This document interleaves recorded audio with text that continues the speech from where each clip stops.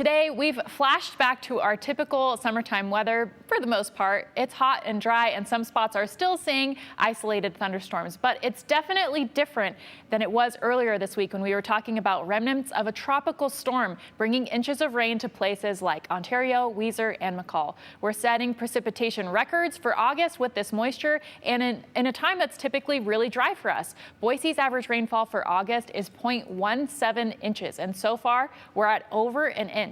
So with high amounts of moisture in a time when we typically get very little rain, does that change our fall outlook at all? I talked to Aaron Horton, who's a water supply specialist, to find out.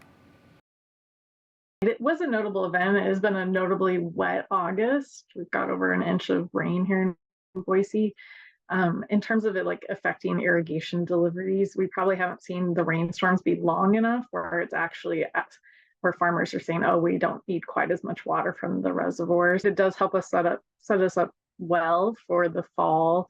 The more moisture that we get in the soil before the winter snowpack happens, the better we are off come next spring.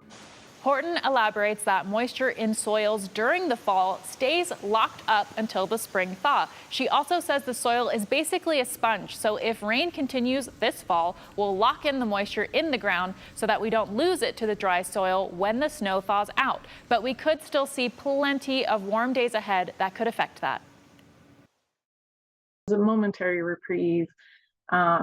Because it is getting hot again, probably a lot of that moisture will evaporate. So to sum it up, yes, we saw record-breaking rainfall for a single day's total, but it's not a pattern that's consistent right now. So if the trend continues, it could set us up for higher soil moisture during this winter, which could lead to higher runoff, filling our reservoirs. By the way, you might think it's too early to talk about snow, but McCall's earliest snowfall on record is just about a month from now on September 24th. So Rick, that's a peek at what we've